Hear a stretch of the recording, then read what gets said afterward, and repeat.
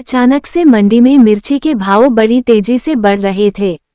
गरीब आदमी तो छोड़ो, मध्यम वर्गीय परिवार और अमीर लोगों को भी मिर्ची के बढ़ते हुए दाम चूकने लगे थे। पारो आज बाजार में सब्जी खरीदने गई तब मिर्ची के दाम 150 रुपये सुनकर उसके पैर थिरक गए। हे भगवान, मैं तो सब्जी खरीदने के लिए घर से तो सिर्फ मैंने 200 रुपये लेकर आई हूँ और मिर्च के है 150 रुपये किलो। आखिर है इतना महंगा क्यों हो गया है। पारो 2 से 3 सब्जियां खरीद कर घर आ जाती है। माँ, मैं दाल उबाल दी है, तुम मिर्ची लेकर आई हो तो मैं इसका तड़का लगा देती हूँ। मिर्ची का तो पूछो ही मत, मिर्ची तो 150 रुपये किलो है।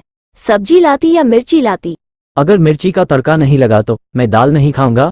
मत खा, कहाँ से खरीदे इतने महंगे मिर्ची। दिन हर चीज बढ़ती हुई महंगाई से वैसे ही लोगों की बचत बिगड़ी हुआ था। और पारो वो तो बेचारी लोगों के घर में काम करके अपने और अपने परिवार का पालन पोषण कर रही थी। उसका पति खेती मजदूर था, उसके पास कभी काम होता तो कभी काम नहीं होता, इसलिए ज्यादातर पारो ही घर को देखती थी। कई दिनों में घर में सादा ही खाना बन रहा था जिसमें मिर्ची का प्रयोग बिल्कुल भी नहीं हो रहा था। लेकिन एक दिन पारो के बेटे ने दाल तड़का खान की फरमाइश कर दी। माँ, मुझे दाल तड़का खाना है और यह मत कहना कि मिर्ची महंगे हो गए हैं। बेशक से 1 या 2 मिर्च डाल दो, मेरे लिए बढ़िया सा दाल तड़का बना दो, बहुत दिन हो गए हैं। हाँ माँ, दाल तड़का बना लेते हैं। पारो, कोई बात नहीं, बच्चे कौन से रोज रोज फरमाइश करते हैं। सुरेश अपने हाथ से पैसे अपने बेटे को दे देता है। उसका बेटा बाजार में चला जाता है। उस दिन मिर्ची का भाव 200 रुपये किलो था। माँ तो सच कह रही थी, आज तो मिर्ची 200 रुपये किलो है, आज लेकर जाता हूँ, उसके बाद माँ को कभी परेशान नहीं करूँगा। वो 2 मिर्ची लेकर घर आ जाता है। पारो ने चूल्ही पर दाल चढ़ाया हुई थी, वो मिर्ची का ही इंतजार कर रही थी। सचमुच में माँ, मिर्ची का भाव महंगा हो गया है, मैंने तो सिर्फ 2 मिर्ची लेकर आया हूँ। चल अच्छा हुआ, तुझे भी मार्केट में जाकर पता चला कि मिर्ची कितनी महंगी हो गई है। मिर्ची दे, जल्दी से तड़का लगा देती हूँ। पारो जल्दी से मिर्ची को धो देती है।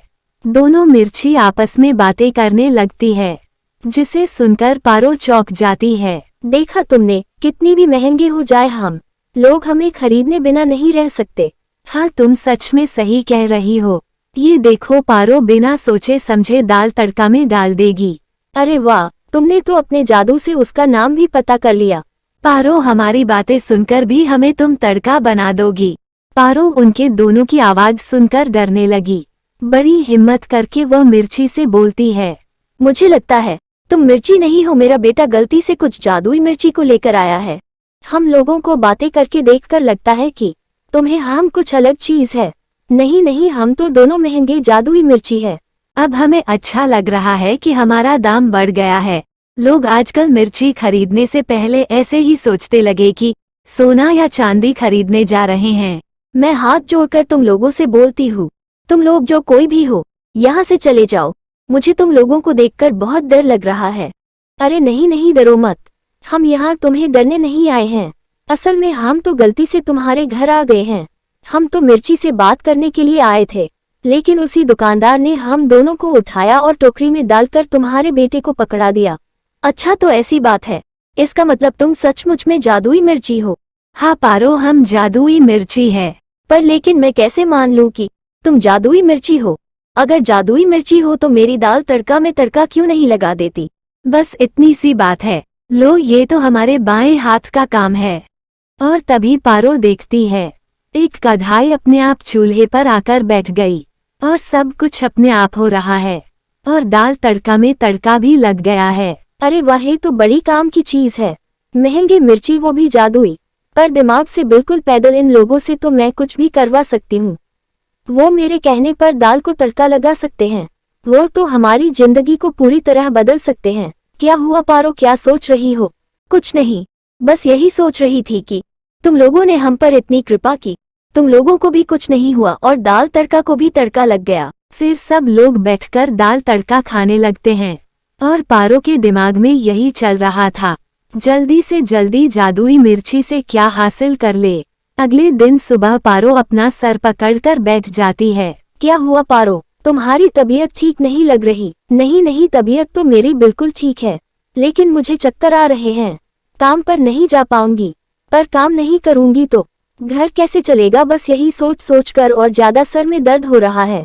अरे तुम चिंता क्यों करती हो पारो, हम दोनों के होते हुए भला किस काम की चिंता, बताओ क्या करना है। यहाँ घर का सारा काम पड़ा हुआ है और मेरे सर में इतना तेज दर्द है, चक्कर भी आ रहा है।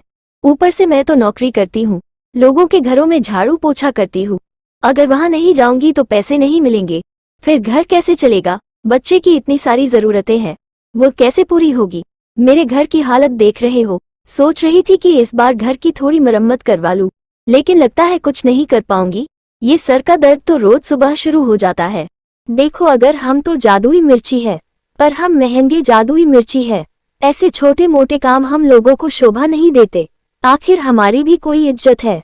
लेकिन तुम बहुत दुखी लग रही हो, इसलिए मैं एक काम करती हूँ, तुम्हारे लिए जरूर की कुछ चीज कर लेती हूँ।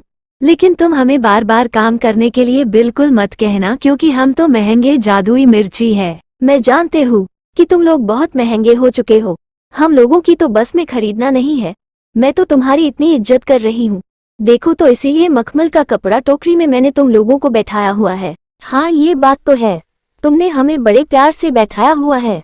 चलो फिर तो हम भी तुम्हारी थोड़ी मदद कर ही लेते हैं। है, तुम दोनों कैसे बात कर रहे हो, थोड़ी सी मदद? तुम तो इतने महंगे मिर्ची हो, तुम्हें पता है आजकल तुम लोगों को छूने से पहले अपने हाथों को साफ करते हैं। अब तुम्हें इस निगाहों से देखते हैं जैसे वो हीरा या सोने चांदी खरीद रहे हो। ये सुनकर वो जादुई मिर्ची इतराने लगते हैं। ये बात तो तुम्हें 100% का सही कहा है, तुमने तो हमारा दिल खुश कर दिया। मुझे लगता है हम इतने महंगे जादुई मिर्ची है तो तुम्हें महंगी चीज ही दे देते हैं। जैसे कि महंगे होने के बाद तुम लोगों की इज्जत बढ़ गई है, तो मैं भी चाह रही थी कि तुम मेरी 2-4 पसंद के काम ही कर दो, ताकि मैं भी पड़ोस में बता सकूं महंगे मिर्ची ही महंगे काम कर सकते हैं। ये सुनते ही वह दोनों जादुई मिर्ची झूमने लगती और पारो की चिकनी चुपड़ी बातों में आ जाते हैं। तुम सही कर रहे हो, तुम बताओ तुम्हें क्या चाहिए। हम तुम्हारे लिए सब कुछ करने के लिए तैयार है, तुम तो बड़ी समझदार चिड़िया हो, तुम जानती हो कि हम कितने महंगे और कितने कीमती हैं। और नहीं तो क्या, मैं जानती हूँ, ज्यादा कुछ मुझे नहीं चाहिए। तुम बस है घर को अच्छा सा बना दो, बड़ी सी अलमारी दे दो, वो पैसे भरी हो कि मुझे रोज रोज काम करने जाना पड़े और मेरे सर दर्द का इलाज कर सकूं। तुम ही बताओ, रोज मेरे सर में दर्द रहेगा, चक्कर आएगा, तो मैं काम कैसे करूंगी। हाँ, तुम बिल्कुल ही सही कर रहे हो, अभी ऐसा कर लेते हैं। तुम्हें तो पता ही है मेरे पति के हाथ पर कितने छाले पड़ गए हैं, उनके पास आने जाने के लिए कुछ साधन भी नहीं है। क्या तुम एक गाड़ी का इंतजाम कर सकती हो। हाँ, क्यों नहीं, हम तो कुछ भी कर सकते हैं। और पारो उन जादुई मिर्ची को घुमा घुमा कर सारा काम करवा लेती है। और पारो के पास बड़ा सा घर था, गाड़ी थी, पैसे थे, और शाम हो जाती है। बच्चे खेलकर घर आते हैं, वो हैरान हो जाते हैं, उनका घर बिल्कुल बदल चुका था। पारो उन्हें बताती हैं जादुई मिर्ची ने किस तरह उनकी मदद की। शाम को पारो का पति सुरेश घर आ जाता है। अचानक से बदला हुआ देखकर वह भी हैरान हो जाता है। वह लोग बहुत खुश थे। पारो मन ही मन ये सोच रही थी वो किस तरह चालाकी से महंगे मिर्ची का इस्तेमाल करें। रात को उसका पति इस बात के बारे में उससे बात कर रहा था। मुझे तो समझ नहीं आ रहा था कि तुमने उस जादुई मिर्ची से करवा कैसे दिया। अरे तुम तो जानती ही हो, दुनिया चढ़ती सूरज को सलाम करती है, और मैंने भी बस वही किया।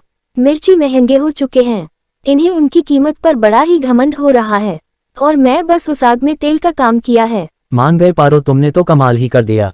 किस चालाकी से तुमने जादुई मिर्ची का इस्तेमाल किया। तो फिर जमाने में ये कहावत ऐसे ही मशहूर नहीं है कि एक औरत घर को स्वर्ग बना सकती है। फिर वह दोनों जोर जोर से हंसने लगते हैं। फिर रात को सो जाते हैं। जादुई मिर्ची रात को गायब होकर कहीं और चले जाते हैं।